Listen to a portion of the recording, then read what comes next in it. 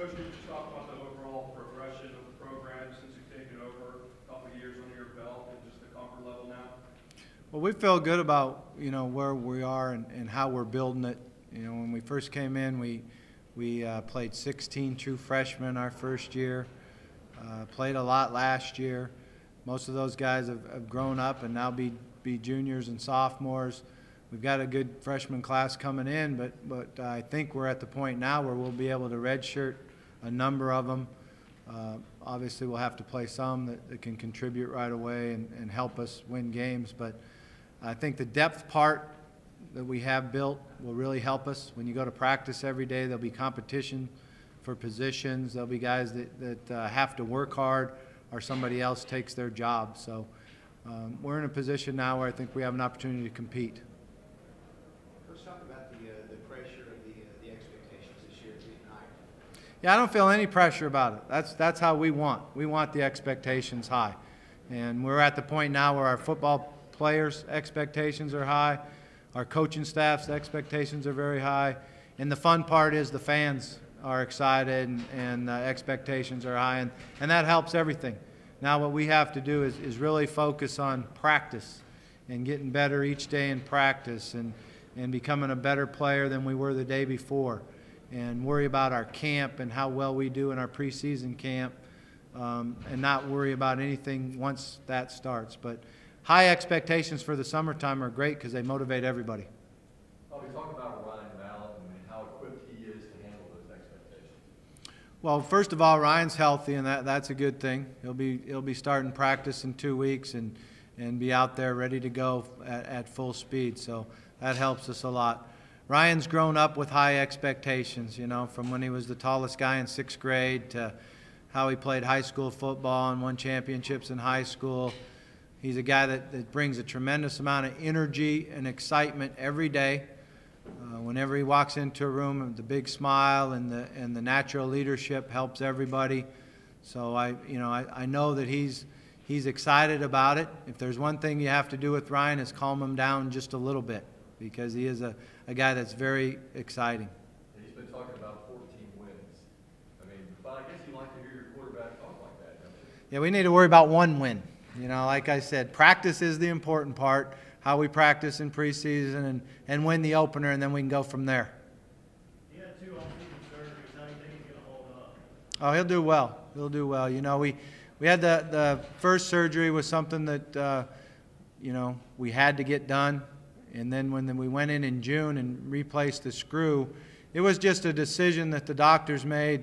We cannot do that. And it'll heal and he'll be all right. But if we go in and do it and change the screw out, the bleeding that causes and everything that you do when you change it out allows it to heal stronger and better. So I thought that our medical staff treated it aggressively and made the correct decision. He's good to go. Hold up against the SEC linebackers? Yeah, it's going to hold up.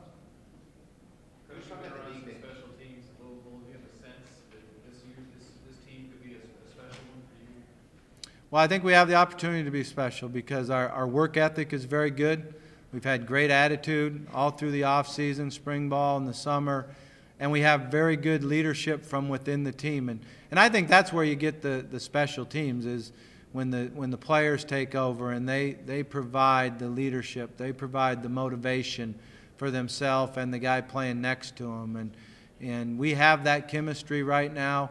And I think we have an opportunity ahead of us to be a special team. You had a pretty good quarterback over with Ryan. Where does Ryan rank? Maybe some similarities between the two? Well, the similarities are that they both are very good students of the game. They really understand the offense. They really understand defense. They're both very, very competitive, and think anytime they step on the field, they're going to find a way to win.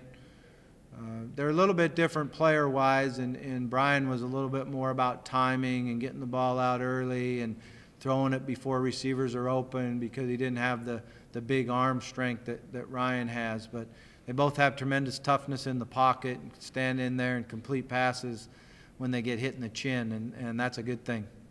Coach, talk about your expectations on the improvements in the defense this year. Well, we'll be better on defense. You know, we got a lot of experience coming back. We got a team that's confident, that have worked extremely hard in the offseason, had a good spring, was very competitive in spring between the offense and the defense.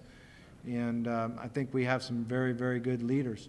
You know, I think of a guy like Jake Beckett, who's with us here today. You know, in the last 2 years, he was a redshirt freshman and a sophomore, and one of the leaders then, and one of the guys we counted on to make big plays for us. And now he's a junior. He's bigger, he's stronger, he's faster. His knowledge of the game is much better. So I think he could be a guy that could really, you know, have a dominant year for us. I mean, I know you don't want to make too much out of one game, but the Alabama game is one that could really set the tone for the season. Yeah, you know, it doesn't mean anything if we don't take care of business in camp and don't win our first game and our second game, and we have a huge conference game before that. So you know, we have to take care of our business to have an opportunity to make it a big game. Despite all the gaudy numbers that Ryan had, I'm sure he's looking at ways he can improve as his coach. What are some things that he still needed to progress in? Well, he continues to work on his footwork and getting his feet in the right spot. And anytime Ryan has his feet in the right spot and his back leg under his hip, he can be as accurate as anybody in the country. And you know, he really throws the ball well on the run, and he does a great job in our play-action game. I think the one thing you say about Ryan is every Saturday when you put the film on after the game, you see 2 or 3 throws where you go, wow, I don't know if anybody else in America could have made that throw.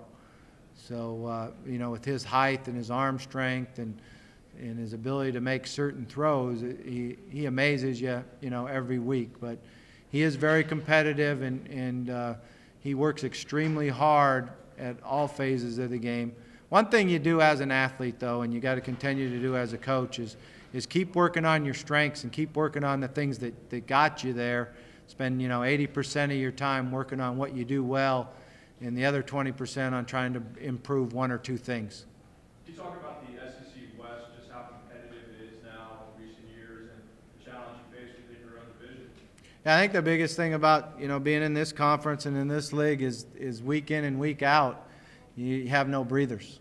You know, and I've coached in a lot of different conferences where maybe 1, 2 games a year, you know, you stepped on the field and you had better talent than the team you were playing, but that doesn't happen here. So you have to be in very good condition.